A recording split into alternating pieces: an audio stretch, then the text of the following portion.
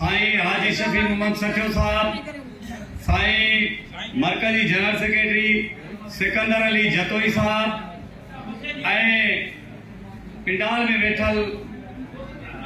MPa साहिबान ऐं मुझे हिन स्टेज ते ऐं पिंडाल में वेठल उस्ताद साहिबान के मुझे तरफा सलाम। सबका पहिरीं त मां सिंध जे उस्तादन के ख़ास करे हाजी शफी मोहम्मद सिकंदर जतोई साहब के मुबारकबाद पेश कयां थो, जन तालकन खां वठी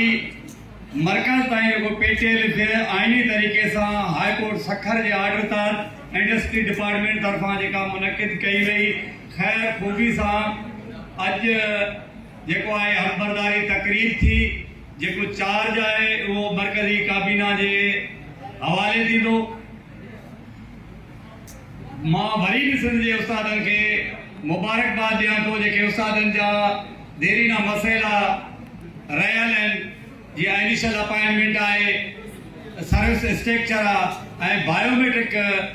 जो अहम इशू आहे, जेको उस्तादनि जो मां सम्झां थो सिंध जे उस्तादनि खे एतिरो जेको ज़लील कयो बायोमेट्रिक जे नाले ते, जेको सिंध सेक्रेटेरिएट में 50,000 खां लख रुपयो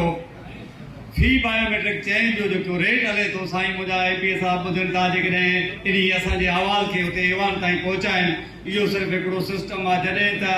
इहो चाहियूं था सिकंदर जतोई साहब ऐं साईं हाजी साहब खे बि मां गुज़ारिश कयां थो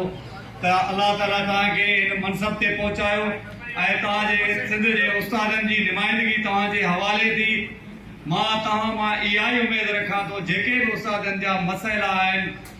नौजवान उस्तादनि जा मसइला आहिनि, जेके सीनियर उस्तादनि जा मसइला आहिनि, ऐं ईअं ख़ामोश न वियो, उस्तादनि जा जेके जेके जाइज़ मसइला आहिनि, हिन टाइम उस्ताद इलाही परेशान आहे, उस्ताद निकिरण लाइ तयारु कोन्हे। उनजो सबबु इहो आहे त उनजो क़यादत जेको आहे कमज़ोर आहे, क़यादत उस्ताद जो मालिकी नथो करे। ऐं मां उमेदु रखां थो साईं सिकंदर जतोई हाजी साहब में